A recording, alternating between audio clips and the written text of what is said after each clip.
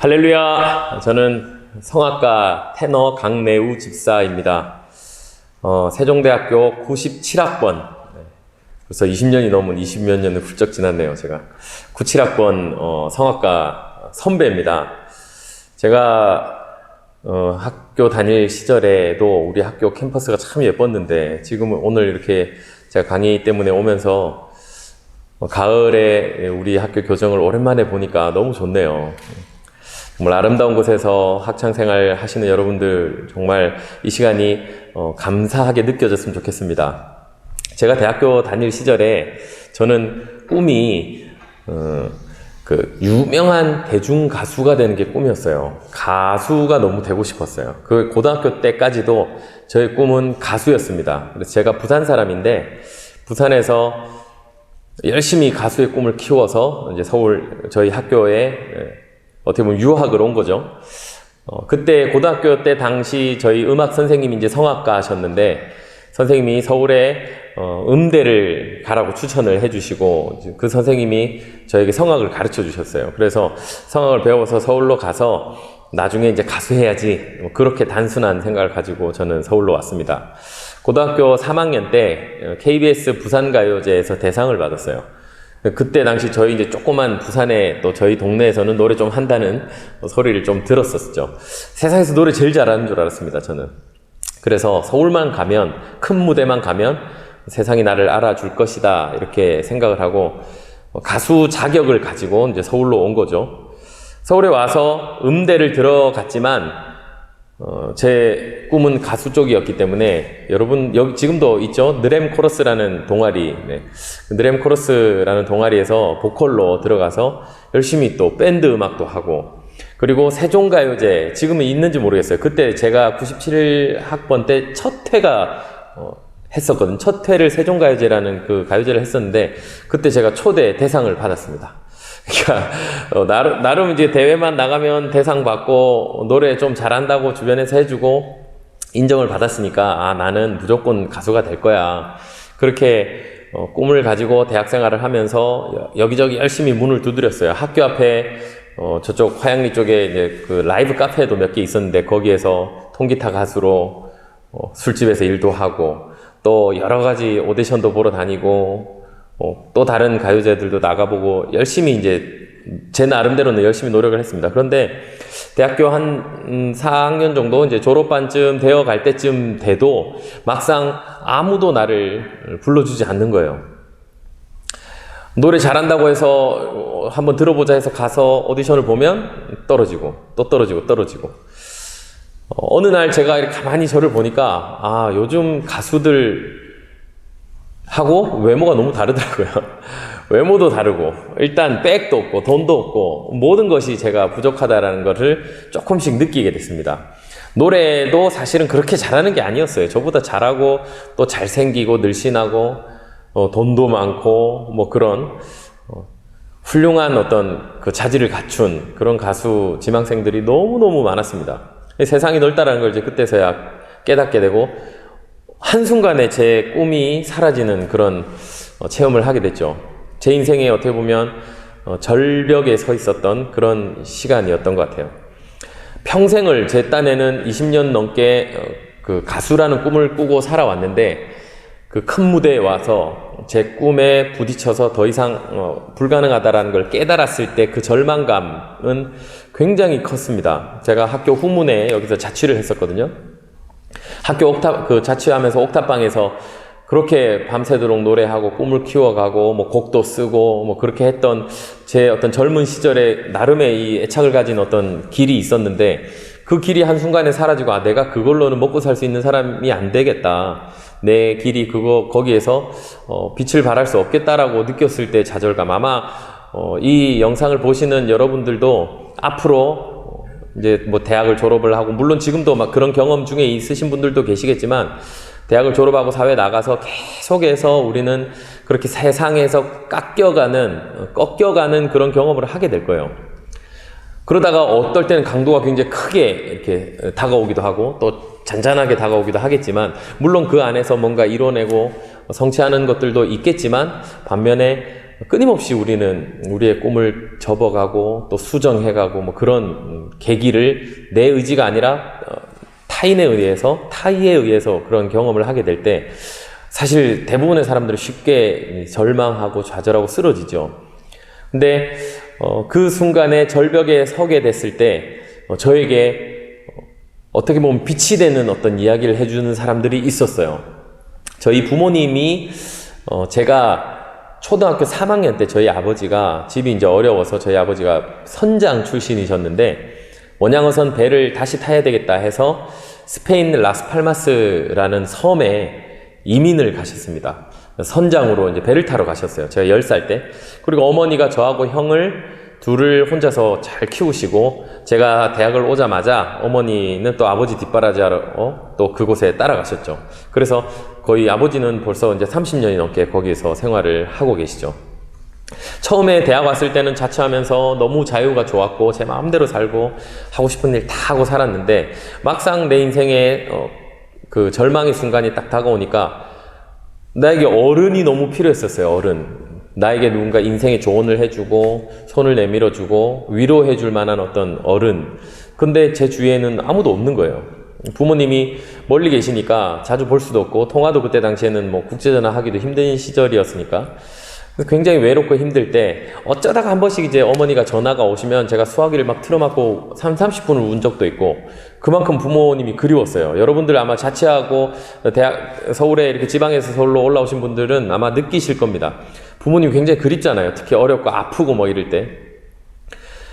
그것도 멀리 외국에 계신 부모님을 생각하면서 혼자서 이 절망 가운데서 제가 앞으로 진로를 결정해야 되는 그런 시기에 사실 많이 마음이 힘들었는데 그때마다 저희 부모님이 무슨 얘기를 해주셨냐면 하나님은 살아계신다 그러는 거예요. 하나님은 살아계신다. 그래서 꼭 교회를 갔으면 좋겠다 이렇게 늘 저한테 권면을 해주셨어요. 근데 저는 사실 하나님 신이라는 존재가 살아있다는 걸 전혀 믿지 않았습니다. 어릴 때부터 뭐 신앙생활을 했던 것도 아니고 저희 어머니 쪽은 사실은 신앙이 있었지만 어릴 때 어머니가 혼자서 저희 자녀들 둘 키우느라고 사실은 거의 신앙생활을 저도 잘 못했고 어쩌다가 친구 따라 뭐 교회 한 번, 두 번 가본 게 다지 제대로 제가 신앙생활을 해본 적도 없고 근데 아버지가 스페인에 나가셔서 거기서 하나님을 뜨겁게 만나고 그때부터 저를 위해서 이제 기도를 해주셨지만 사실 뭐 옆에 같이 있는 것도 아니고 저에게 교회를 같이 가자고 데리고 갈 수 있는 그런 상황이 아니었잖아요. 그래서 이제 틈만 나면 저에게 그런 얘기를 해주셨어요. 하나님 살아계시니까 교회 가라. 교회 가면 하나님 만날 수 있다. 그런 얘기를 제가 이제 기분 나빠하지 않는 선에서 천천히 이렇게 늘 해주셨어요. 근데 뭐 평소에는 그 얘기를 한 귀로 듣고 한 귀로 흘리다가 제가 제 인생의 절망에 서게 되는 순간이 되니까 그 얘기가 떠오르는 거예요. 그동안에 뭐 다른 얘기들 주변에서 들어왔던 좋은 얘기들 뭐 이런 건 다 기억이 안 나는데 그 부모님이 하셨던 하나님 살아계신다라는 얘기가 제 안에서 이렇게 궁금해지기 시작을 했습니다. 그래서 나 교회 한번 가볼까 이런 생각이 들더라고요. 어떻게 보면 이제 부모님이 그동안 저를 위해서 기도해 주셨던 그 기도의 씨앗이 싹을 트는 순간이었던 것 같아요. 그래서 호기심이 생겼어요. 그냥 믿져야 본전이니까. 교회 가는데 누가 입장료 받는 거 아니니까. 그냥 한번 가보자. 도대체 그 많은 사람들이 왜 저렇게 교회를 가라고 얘기를 하고 하나님 살아계신다고 얘기를 하고 그 하나님 뭐 말로만 들으면 완전히 슈퍼맨 같은 하나님이잖아요. 천지 만물 지으셨다 그러죠. 뭐 전지전능하다 그러죠.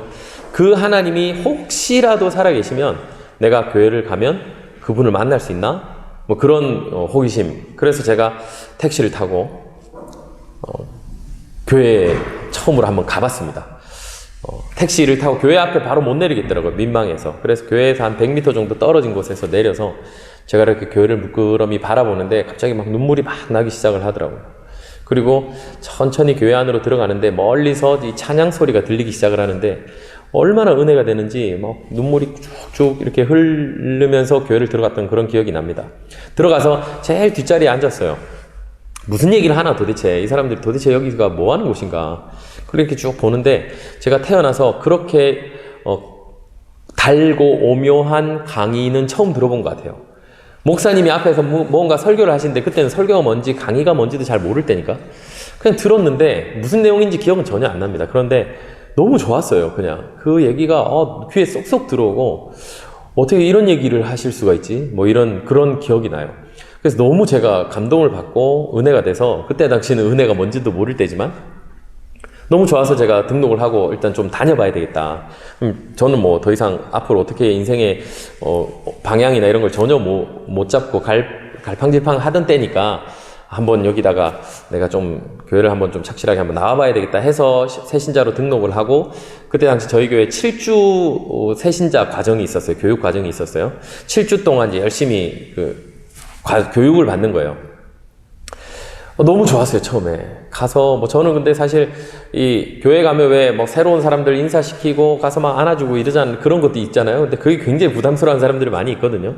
저도 그런 거를 너무 싫었어요. 막 닭살 돋고 사람들이 처음 왔다고 막 되게 환영해주고, 근데 괜히 오버하는 것 같고 언제 봤다고 나를. 근데 세상에서는 아무리 나를 알아달라고 열심히 오디션을 다니고 CD를 만들어서 돌리고 인터넷에 제 노래를 올리고 해도 전혀 저를 알아주지 않았는데, 이 교회라는 곳에 오니까 아무도 나를 모르는데도, 제가 드러내지도 않았는데도 너무 저를 환영해주고 따뜻하게 맞아주고 안아주고 사랑한다고 얘기를 해주는 거예요. 그게 막 닭살 돋고 싫기도 했지만 한편으로는 너무 좋았습니다. 위로가 되고 되게 따뜻했어요. 그래서 아, 교회는 참 따뜻한 곳이구나, 그런 이제 좋은 이미지를 가지고 신앙생활을 시작을 했어요. 한 몇 주 정도 이렇게 같이 새신자 교육을 받고 너무 좋게 신앙생활 잘 했는데, 어느 날 그런 생각이 드는 거예요. 아, 이거 사람들 집단으로 이렇게 모아놓고 교회가 드럼이나 뭐 베이스 기타 같은 거 막 이렇게 치고 막 둥둥둥둥둥 하면서 다 같이 떼창을 부르는 거잖아요. 떼창 부르고 찬양 부르고 그렇게 하면서 이 사람들을 집단으로 홀려가지고, 그래가지고 뭔가 감동이 되고 눈물이 나고 은혜 받았다고 착각하게 만드는 게 교회인가, 그런 그런 의심이 생기기 시작을 했어요. 제가 되게 이성적인 스타일이거든요. 그래서 아, 이거 교회 뭔가 좀 이상한데, 집단적으로 이렇게 모아놓고 막 홀리는 것 같은데. 그래서 내가 한번 어차피 교회 이왕 왔으니까 실제로 진짜 하나님이 살아계신지 아닌지 내가 어떻게든지 한번 그 안에서 한번 찾아봐야 되겠다. 뭔가 비밀이 있을 것 같다. 그래서 제가 주위에 있는 사람들을 좀 관찰을 하기 시작을 했는데, 이렇게 얼굴이 달라 보이는 사람들이 분명히 있더라고요. 교회 안에서도 똑같아 보이는 사람도 있고, 아, 그렇지 않고 뭔가 굉장히 이렇게 빛이 나고 얼굴이 환한 사람들이 있어요. 표정이 달라 보이는 사람들. 그 사람들을 가만히 관찰을 했더니 이분들이 새벽 기도를 하고 있는 거예요. 그래서 와, 새벽에 뭐가 있나. 나는 뭐 새벽 기도는 전혀 생각도 안 할 텐데 새벽에 나오면 뭐가 있나. 저 사람들은 좀 다르다. 그런 생각이 들어서 제가 새벽 기도를 나가기 시작을 했습니다. 결단을 하고 새벽에 한 몇 달 동안 제가 나갔던 적이 있어요. 물론 뭐 엄청난 영적인 방해도 있었고 뭐 아예 밤을 새고 그냥 새벽을 깨우고 그 교회를 가든 뭐 그런 때였지만, 어쨌든 한번 가보자, 이왕 칼을 뽑았으니까 무라도 한번 베보자 하고 제가 한 몇 달을 새벽에 나가서 엎드려서 기도를 했는데, 기도를 어떻게 한지도 모를 때잖아요. 그냥 엎드려서 하나님 살아계십니까? 그러면 저 만나 주십시오. 하나님 살아계시면 증거를 보여주십시오. 제가 그렇게 때를 쓰면서 기도를 했던 것 같아요. 근데 그 기도를 하나님이 들으시고요. 어느 날 기도하는 가운데 하나님 저에게 영의 음성으로 그래 나도 너를 기다렸다, 이렇게 말씀을 해주시더라고요. 그래, 나도 너를 기다렸다. 그 순간에 뜨겁게 무언가가 내 안에 팍 채워지면서 온몸이 탈 듯이 뜨거워지고 눈물, 콧물, 땀, 막 물이란 물이 다 쏟아지고 바닥을 뒹굴면서 제 입에서 갑자기 생각지도 않았던 그 방언 기도가 이렇게 터지기 시작을 하고, 이전에 내 삶을 쫙 파노라마처럼 보여주시면서 그동안 지었던 모든 죄들을 다 보여주시고, 내가 철저하게 하나님 앞에서 죄인이었구나, 그리고 그것을 회개하게 되는 그런 아주 특별한 좀 영적인 체험을 하는 시간을 맞이하게 된 거예요. 우리 기독교는 체험신앙이라고 그러거든요. 그냥 점잖하게 우리가 앉아서 하나님의 말씀을 듣고 설교를 듣고 좋은 말씀, 교훈적인 말씀을 듣고 아, 그래, 좋은 깨달음을 얻었어 하고 세상으로 나가서 똑같이 또 세상 속에 살다가 다시 한 주간 지나서 교회 와서 또 경건하고 뭔가 내가 거룩해지고 교훈이 되고 깨닫는 말씀을 듣는 그런 어떤 종교 생활이 아니라, 우리 기독교는 하나님, 살아계신 하나님을 직접 우리가 체험하는 체험신앙입니다. 이 부분에 있어서 우리가 사실은 굉장히 많은 어떤 착각을 할 수가 있어요. 많은 사람들이 그냥 그저 절에 가서 불공을 드리고 수련을 쌓는 것처럼 종교생활, 우리 기독교도 종교생활 하듯이 와서 매주 같은 시간에 정해진 예배를 드리고, 더 신실한 사람은 새벽에 나가서 무슨 공양수 이렇게 바치고 그런 기도하는 옛날 무속신앙처럼 그렇게 수련을 하는 그런 종교라고 생각하시는 분들이 많은데 절대 그렇지 않아요. 우리 기독교는 살아계신 하나님을 만나는 체험 신앙이에요. 그래서 그 부분에 있어서 여러분들이 좀 간절한 호기심이 생겼으면 좋겠습니다. 제 이 간증을 듣고 하나님 분명히 그렇게 말씀하셨거든요. 찾으라 찾을 것이다. 두드리라 열릴 것이다. 그래. 하나님은 구하는 자에게 주신다 그랬어요. 내가 하나님 만나고 싶습니다. 내 인생의 주인이 내가 아니고 도대체 내가 내 힘으로 살아가야 될 어떤 힘이 없고 어떻게 살아가야 될지 모르고 내 인생의 절벽이라고 하는 곳에 서게 됐을 때 우리는 그때 누군가는 하나님을 찾게 되고요. 누군가는 그냥 스스로 목숨을 끊는다든지 굉장히 극단적인 선택을 하게 되는데 저는 이 간증을 들으신 여러분들 모두가 저와 같은 선택을 하셨으면 좋겠어요. 반드시 우리는 우리가 어디에서 왔고 왜 살고 어디로 가는지 어떤 정해져 있는 분명한 어떤 룰이 있어요. 절대자가 있어요. 우리를 지으신 창조주 하나님이 반드시 있습니다. 그 하나님께 우리가 나아가서 엎드리고 내 모든 걸 내려놓고 하나님을 구하기 시작하면 하나님 분명히 만나주세요. 제가 만났던 것처럼 뜨거운 영이 제 안에 충만해지면서 그렇게 하나님을 아주 뜨겁게 인격적으로 체험하는 시간을 맞이를 하게 됐습니다. 그날 예배를 드리고 제가 밖을 탁 나갔는데 교회 문을 열고 딱 나갔는데 세상의 하늘을 딱 봤는데 이전에 내가 알던 세상이 아닌 거예요. 이전에 내가 알던 하늘이 아니었어요. 그냥 하늘을 보는데 막 눈물이 막 나기 시작을 하는 거예요. 그리고 길가에 풀 한 포기를 봐도 눈물이 나기 시작을 하고 온 우주 만물이 그냥 이전에 내가 알던 세상이 아니었어요. 그냥 똑같은 세상인데 내가 들어갈 때 하고 나올 때 하고 똑같은 세상인데 사실은 제가 바뀐 거죠. 제가. 하나님이 저를 만나주시는 그 순간에 내 인생이 완전히 뒤집어졌어요. 제가 그렇게 기도했잖아요. 하나님 살아계시면 만나주십시오. 증거를 보여주십시오. 하나님 증거 보여주시면 제가 믿겠습니다. 그렇게 때를 쓰면서 몇 달을 기도했더니 하나님이 어느 날 저에게 딱 찾아오셨는데 그러고 나서 세상을 보니까 온 우주 만물에 하나님의 살아계심이 증거되고 있었던 거예요. 제가 눈이 가려져서 못 봤을 뿐이에요. 저는 여러분들이 이 영적인 눈이 다 뜨여지기를 소망합니다.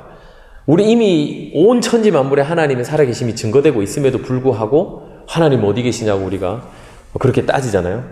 지금 이 코로나 시대를 보면서 하나님 살아계시면 어떻게 이럴 수가 있습니까? 어떻게 이렇게 나에게 고통을 줄 수가 있습니까? 어떻게 이렇게 세상이 서로 분열돼서 대립하고 싸우고 이렇게 할 수가 있습니까? 어떻게 저 흉악한 범죄자가 아직도 살아있을 수 있습니까? 하나님이 살아계시다면 어떻게 세상이 이럴 수 있습니까? 라고 우리가 늘 불만을 토로하지만 내 눈이 열리는 그 순간에 내 눈에 쓰여져 있던 이 안대가 벗겨지는 순간에 하나님은 이미 다 우리에게 증거를 보여주시고 하나님 섭리 안에서 일어나고 있는 거예요. 다 하나님 순리 안에서 일어나는 일상일 뿐이지 그게 하나님이 전혀 그냥 손 놓고 있는 것이 아니에요. 그거를 깨닫는 순간에 얼마나 큰 감격과 행복과 기쁨이 넘치는지 몰라요. 그 엄청난 세상에서 줄 수 없는 영원한 그 행복, 세상하고 비교할 수 없는 그 기쁨이 여러분들에게 충만하길 소망합니다. 꼭 하나님 만나셨으면 좋겠어요. 지금이 아닐지라도 여러분들이 이 다음에 혹시 살면서 어떤 절망의 순간에 서게 됐을 때 이 이야기가 떠올랐으면 좋겠습니다. 그래서 나도 지금 한번 하나님 앞에 엎드려 볼까? 내가 어차피 다 잃었는데 더 이상 잃을 건 없는데 지금이라도 하나님 앞에 한번 나가볼까 하는 그런 마음이 여러분들에게 꼭 있었으면 좋겠어요. 그날 제 하나님 만나고 나서 제 인생이 완전히 뒤집어졌는데 5가지의 특별한 변화가 일어났습니다. 저는 이제 아버지가 고등학교 때 당연히 사춘기 때 안 계셨기 때문에 굉장히 그 사춘기를 격하게 보냈어요. 아주 반항심이 굉장히 많았고, 소위 말하는 이제 좀 이렇게 노는 그런 생활을 많이 했었죠. 그래서 고등학교 1학년 때부터 담배를 하루에 2갑씩 한 10년 정도 피웠었어요. 그때 제가 28살에 하나님을 뜨겁게 만난 건데, 대학을 졸업하고 군대를 갔다 와서 제가 하나님을 만난 거거든요. 그러니까 한 10년 정도 하루에 2갑씩 담배를 너무너무 많이 피웠고, 술자리 친구들하고 이렇게 하는 걸 너무 좋아했었는데, 하나님이 그날부터 담배를 아예 냄새도 못 맡고 역하게 만드시고, 술을 그날 저녁에, 그 예배 끝나고 저녁에 친구들을 만나서 아무 생각 없이 맥주를 한 잔을 마셨는데, 머리가 터질 듯이 아픈 거예요. 그래서 그날부터 제 인생에서 그냥 알코올이 사라지게 됐습니다. 아예 입에 대지를 못하게 됐어요. 그리고 제가 부산 사람이라고 그랬잖아요. 욕을 굉장히 잘했어요, 제가. 아주 야무지게 욕을 찰지게 맛있게 잘했는데 그 하나님이 혀를 딱 붙드시더니 그날부터 제 입에서는 이 쌍시옷이 들어간 이런 욕을 흉내도 못 내게 하셨어요. 하려고 그러면 몸이 뒤틀리고 혀가 꼬이고 그리고 담배 피는 분들 길거리에 쓰레기 담배꽁초 함부로 아무렇지도 않게 버리잖아요. 근데 그거를 하나님 붙으셔가지고 함부로 버리지도 못하게 하시고 또 침 막 찍찍 뱉기도 하고 탁 뱉기도 하고 가래침 나오면 아무 때나 우리 길거리에 뱉잖아요. 그게 사실 특별한 문제는 아니라고 생각도 해본 적이 없는데 그 하나님 만난 이후에 그것조차 못하게 되는 거예요. 그런 아주 특별한 저는 변화가 일어났습니다. 이 이야기를 이제 사람들에게 가서 하면 다들 뭐라 그러냐면 철들었다는 거예요. 철들어서 그랬다는 거예요. 근데 어떻게 우리가 여러분들이 아마 하나님을 아시는 분들이라면 생각하실 수 있을 거라고 믿어요. 이게 철들어서 하루아침에 바뀔 수가 없습니다. 제가 그러한 행동들을 잘못됐다라고 생각도 전혀 하지 않았고, 저는 오히려 굉장히 애연가였고, 술자리에 친구들 너무 좋아했고, 그리고 그게 굉장히 건강하다라고 저는 생각하고 살았기 때문에 그 부분을 내가 바꿔야지라고 결단해 본 적도 한 번도 없는데, 한순간에 하나님을 만나는 그 순간에 그게 그냥 사라져 버렸어요.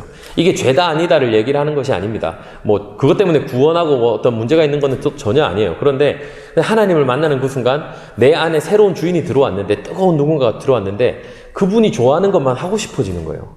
우리가 누군가를 굉장히 사랑하거나 존경하고 이러면 그분을 기쁘게 하고 싶잖아요. 그분을 닮아가고 싶잖아요. 저도 마찬가지였어요. 제 안에 들어오신 그 하나님, 성령 하나님이 너무 좋아가지고 그분이 좋아하는 것만 막 하고 싶으니까 내가 이전에 하던, 누리던 그 어떤 관심사들이 그냥 한순간에 사라져 버렸어요. 그리고 교회를 너무 사랑하게 됐어요. 교회가 너무 좋은 거예요. 하루 종일 교회에서 살고 싶었어요. 아침부터 저녁까지 예배 드리고 찬양하고 근처에서 뭐 지금 교제도 하고 뭐 그렇게 한동안 교회를 완전히 이제 내 집처럼 그렇게 생활했던 적도 있었던 것 같습니다. 그러다가 어쨌든 이제 하나님이 앞으로 내 인생에 대해서 완전히 변화되고 나서, 이전에 내가 꾸었던 꿈은 이미 끝났고 가수로서의 어떤 그 길은 내가 아니다라는 확신이 들었기 때문에, 그럼 하나님 이제 내가 앞으로 뭘 해야지 먹고 삽니까? 이제 결혼도 하고 뭐 가정도 꾸리고 해야 되는데, 그러니까 하나님이 제가 기도하는 가운데 성악가의 길을 계속 가라는 마음을 주셨어요. 저는 사실 성악가가 되고 싶은 생각이 별로 없었어요. 사실은 어릴 땐 전혀 없었고, 대학을 와서 이제 성악가 음대를 들어가긴 했지만 동아리 활동을 훨씬 더 열심히 했었으니까. 근데 계속 성악가의 길을 가라고 하셔서 이제 이탈리아 로마라는 곳에 유학을 가게 됐어요.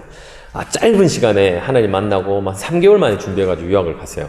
근데 하나님 만났으니까 그 하나님이 모든 걸 다 예비해 주시고 유학 가기만 하면 뭐 저를 막 높이 세워주시고 그럴 줄 알았거든요. 근데 천만의 말씀입니다. 하나님을 만난다고 해서 하나님이 무슨 마술처럼 우리를 갑자기 뭐 대단한 사람으로 만들어주시는 그런 분이 마법사가 아니라, 하나님 철저하게 인격적이시기 때문에 환경을 열어주시고 그 길에서 훈련받는 그 연단의 과정을 반드시 우리는 거치게 만들어주세요. 그러면서 우리가 다듬어지는 과정이 필요하거든요. 유학을 갔더니 한국인 유학생이, 이탈리아의 한국인 성악가 유학생이 3,000명이 넘게 있었어요. 세종대학교 나와서 어릴 때부터 열심히 뭐 빛을 내고 두각을 내던 그런 성악가도 아니었고, 가요한다고 막 그러다 늦게 어떻게 보면 다시 이제 해야 되겠다고 결정하고 나갔던 제가, 예체능 같은 경우는 여러분도 아시겠지만 어릴 때부터 잘하는 애들이 커서도 잘하는 게 거의 99%예요. 사실은 타고난 부분이 많기 때문에. 근데 제가 그 인류대학교 아이들 출신 아이들 사이에서 제가 뭔가 콩쿠르를 하고 뭐 오페라를 데뷔를 하고 이럴 수 있는 어떤 그 가능성이 굉장히 적었죠. 그 수천 명의 성악가 아이들이, 그것도 대부분은 또 음악하는 사람들이 크리스천이에요. 교회 갔더니 뭐 버글버글한 거예요. 제가 섬겼던 로마 한인교회는 성도의 90%가 성악가였습니다. 그 많은 성악가 아이들 중에서 어떻게 해야 하나님께 쓰임받고 하나님 눈에 띌 수 있습니까? 그래도 누군가는 1등이 나오잖아요. 누군가는 하나님 쓰실 텐데 하나님께 너무 쓰임받고 싶은데 어떻게 해야 될지 모르겠더라고요. 내 힘으로 아무리 열심히 해도 따라갈 수가 없어요. 국제 콩쿠르를 한 30번 정도를 1차에서만 떨어졌습니다. 얼마나 자존감이 낮아졌는지, 하나님 나가라고 그래서 왔는데, 그래 열심히 도전했는데 나가는 데마다 1차에서 떨어지는데 어떻게 내가 앞으로 이 성악가로 벌어먹고 살 수 있겠습니까? 하나님 왜 나를 보내셨습니까? 원망도 엄청나게 하고 울기도 많이 울고 너무너무 힘들었었어요. 사실 그 경쟁, 대학교 들어올 때 엄청난 경쟁을 뚫고 여러분들이 학교를 들어왔을 텐데, 이 졸업하고 이제 사회 나가면 그것과는 비교할 수 없는 경쟁 사회로 들어가잖아요. 모든 게 경쟁이었어요. 모든 게. 그러니까 내 힘으로 하려고 그러면 끊임없이 누군가를 누르고 올라가야 되고, 그만큼 내가 더 열심히 해야 되고, 스트레스도 엄청나게 받아야 되고, 그 안에서 이겨내고, 또 때로는 비열하게 뭔가 뭐 반칙을 쓰기도 해야 되고, 뭐 그런 일들이 너무 많은데, 그게 한 번 해서 그냥 끝나면 너무 좋지만 끊임없이 그 길로 가면 계속 그런 일이 오더라고요. 아무리 내 힘으로 하려고 해도 안 되니까, 아예 뭐 30번을 저는 떨어지니까 저는 어쩔 수 없이 하나님 앞에 항복하고, 하나님 내가 할 수 없습니다. 도저히 나는 내 힘으로는 안 된다고 열심히 했는데 안 되니까 하나님이 알아서 해주십시오 하고, 제가 그냥 교회 가서 새벽에 가서 그냥 기도하고 저는 할 수 있는 게 우는 것밖에 없었던 것 같아요. 그렇게 하나님 붙잡고 했더니, 그러고 나서 제가 어느 날 전 세계를 다니면서 찬양을 하겠습니다. 하나님이 너무 제 찬양을 듣고 싶어 한다는 확신이 있어서, 내가 세상에서 열심히 도전해도 안 되니까 조금 스톱을 하고, 미국이나 이런 캐나다 한인교회들 다니면서 제가 찬양 집회를, 간증 집회를 좀 해야 되겠다. 찬양하고 사람들에게 위로하고 한국 가곡도 좀 불러주고. 요즘 저희 부모님이 스페인의 그 이민교회를 섬기셨잖아요. 그래서 거기 가서 이제 제가 찬양하고 한국 그 가곡 같은 거 불러드리면 이민객들이 너무 위로를 받으시는 거예요. 그래서 내가 이런 일을 조금 해야 되겠다 하고, 한 비전 트립을 제 자비량으로 한 달간의 그 찬양 비전 트립을 준비를 해야 되겠다 생각하고, 제일 중요할 때 제가 좀 스톱을 하고 한 발 물러나겠다고 생각을 했던 적이 있어요. 그렇게 찬양 집회를 가야 되겠다고 결단하는 그 순간부터요, 하나님이 콩쿨에서 입상을 시켜주시는데 8번을 연속으로 제가 1, 2, 3등 안에 들게 됐습니다. 1차 통과가 목표였는데 내가 아무리 열심히 내 힘으로 하려고 해도 하나님, 제가 1등 하면 하나님께 영광 돌리고 1등 하면 찬양하겠다고 그렇게 기도할 때는 하나님이 전혀 듣지 않으시다가, 내가 못하겠으니까 하나님 그냥 지금 있는 그대로 하나님 앞에 찬양으로 제가 한번 영광 올리겠습니다. 하나님이 제 인생 책임져 주십시오. 그렇게 결단하고 찬양 집회 하겠다고 결단하는 그 순간부터 갑자기 저를 콩쿨에서 입상을 시켜주시기 시작을 했어요. 환경을 막 열어주시기 시작을 했어요. 너무 많은 간증들이 있지만 시간상 다 얘기할 수는 없고, 그래서 어느 순간 보니까 이제 그 커리어로 따지면 1% 안에 드는 그런 성악가로, 또 주목받는 신인 성악가로 오페라 데뷔하고, 미국에서도 오페라 오디션에 합격해서 또 데뷔도 하고, 콩쿠르를 계속 막 입상을 하고, 뭐 이런 일들이 계속 생기다가 하나님이 조금 일찍 저에게 귀국을 하게 만드셨어요. 한국에 와서 부모님 이제 일이 너무 어려워지셔서 더 이상 서포터가 힘드니까, 그래서 제가 한국에 귀국을 해서 다시 또 찬양을 하고 막 열심히 했지만, 또 전혀 이제 오페라나 이런 제 전공 쪽에서는 전혀 제 길이 열리지 않다가, 찬양하다가 하나님이 또 저를 높여주시고 저를 알려주시고, 그런 어떤 과정들을 겪어가면서 하나님과 지금도 계속 동행하는 삶을 살고 있습니다. 시간 관계상 제가 뭐 다른 얘기를 드리긴 그렇고, 제가 중요한 이야기만 하나를 하고 마치자면, 제 30대까지는 그렇게 저를 위한 인생을 살았어요. 열심히 저를 위해 투자했어요. 그리고 그 가운데 하나님도 만났잖아요. 그래서 내 인생은 그냥 이제 더 이상 좋을 게 없구나. 하나님도 뜨겁게 만나고, 또 내 인생의 어떤 정확한 목표나 꿈도 찾았으니까 열심히 이대로 살면 되겠구나 했는데, 40대쯤 되어갈 때, 내 인생이 이제 전반부가 끝나갈 때쯤에 앞으로의 후반부를 생각하면서 어떤 마음이 드냐면, 내가 더 가치 있게 살고 싶은데, 내 인생은 이제 그냥 무엇을 하며 살아야 될까는 정해진 것 같고, 이제 어떻게 살아야 될까, 이 가치 쪽에 좀 고민을 많이 하게 되더라고요. 그러면서 제 안에 기도하는 가운데 주신 마음이, 나는 이제 우리 부모님 세대를 통해서 이 하나님을 만났잖아요. 복음을 전해 들었고, 그럼 나는 다음 세대에게 이 복음을 전해줄 책임이 있겠구나. 그래서 여러분들도 마찬가지고, 더 어린 다음 세대들에게 내가 가진 좋은 것들을 나눠주는 그런 삶을 살고 싶다라는 마음이 생겼어요. 그러다가 그 끝에 뭐가 있었냐면, 부모가 없이 살아가는 아이들을 제가 보게 된 거예요. 생각지도 못했던 아이들, 베이비박스를 통해서 고아로 살아가는 아이들, 보육원에서 지금도 부모 없이 살아가는 아이들, 이 아이들에게는 누군가 뭔가 좋은 걸 줘야 되는데, 전혀 이제 그 부모라는 어떤 울타리가 없이 그렇게 살아가는 아이들이 있다라는 걸 저희가 깨닫고, 제 아내하고 기도하는 가운데 저희가 그러면 한 아이라도 우리가 품어서 좋은 걸 한번 전해줄 수 있는 그런 삶을 우리가 한번 살아보자. 그래서 입양을 결정을 하게 됐습니다. 공개 입양을 결정을 하고, 저희 딸, 그때 당시에 4살이었는데 햇살이를 저희가 베이비박스에 들어온 아이를 먼저 입양을 하게 되면서, 햇살이 그 다음에 1살 터울로 이슬이라는 아이를 또 입양을 했고, 그 다음 해에 14살 된 중학교 1학년 올라가는 우리 하늘이, 지금은 이제 첫째 아들이 됐죠. 그 아이들 하늘이를 입양을 하고, 그 다음 해에 11살 산이를 입양을 해서 지금 2남 2녀 4자녀를 입양한 아버지가 됐습니다. 아주 짧은 시간에 4아이들을 입양해서 저희는 서울에서 도시 생활을 내려놓고 가평의 시골로 자연 속으로 들어가서 아이들하고 아주 행복하게 잘 살고 있습니다. 그러면서 성악가로서의 어떤 꿈보다 더 중요한 것이 아버지라는 그 꿈이 새로 생겼어요. 그래서 좋은 아버지, 진짜 좋은 걸 가르쳐주고 전해줄 수 있는, 선한 영향을 나눌 수 있는 그런 아버지가 되어야 되겠다 하는 새로운 꿈을 갖게 되니까 또 막 이렇게 에너지가 생기더라고요. 그런데 하나님은 저에게 주신 달란트를 걷어가지 않으시고, 제 달란트를 가지고 또 다양한 활동을 하게 하시고 교회에서 지휘도 하고 또 찬양 선교회를 만들어서 지금 매주 같이 유튜브 채널을 통해서 예배도 드리고 찬양 영상 선교도 하고 있고 뭐 다양한 일들을 하고 있습니다. 앞으로 하나님이 어떻게 제 인생을 이끌어갈지 모르지만 중요한 거는 제 인생을 내가 혼자서 살아가고 개척해가는 것이 아니라 하나님이 먼저 내 인생을 걸어가 주시고 내 앞에 길을 열어주시고 나는 그대로 순종하고 가는 것, 그것이 우리 피조물된 인간으로서의 가장 행복한 삶이다라는 걸 저는 확실히 믿어요. 그래서 여러분들이 계속 이제 사회 나가서 여러 가지 도전들도 하겠지만 이리저리 깨어져 보고 뭐 좌절도 해보고 그러면서 그 결과로 하나님을 인정하는 삶을 저는 여러분들이 꼭 살았으면 좋겠어요. 살아계신 하나님을 반드시 만나서 내 인생의 주인이 내가 아니라 하나님이고 나는 하나님이 주시는 마음대로 순종하며 그냥 편안하게 우리는 그 길을 따라갈 때 정말 행복한 그 하나님 주신 그 엄청난 행복과 평안함이 있기 때문에 여러분들 다 그렇게 살아가셨으면 저는 좋겠습니다. 제 인생에 대한 어떤 짧은 이야기가 여러분들에게 어떤 울림으로 다가갈지 모르겠지만 우리 아이들을 입양하고 뭐 제가 찬양하고 성악가로 살아가고 이 자체가 중요한 게 아니라 그저 하나님이 주신 마음대로 우리 아버지를 기쁘게 하는 자녀로서, 내가 아버지 자녀로서 우리 아버지가 기뻐하시는 일, 구원, 영혼을 살리는 일, 이런 것에 관심을 가지고 계속 살아가면 하나님은요 먼저 그의 나라와 의를 구하는 자에게 이 모든 것을 다 채우신다고 약속하셨거든요. 그 축복의 공식대로 살아가면서 하나님의 넘치는 복을 받는 저와 여러분이 다 되었으면 좋겠습니다. 오늘 제 간증은 여기서 마치도록 하겠습니다. 여러분들 축복하고 싶은 마음에 제가 노래 한 곡을 또 불러드렸으면 좋겠는데 하나님이 여러분들의 삶을 다 축복한다, 이런 내용의 곡입니다. 축복하노라라는 곡을 여러분들께 선물로 들려드리도록 하겠습니다.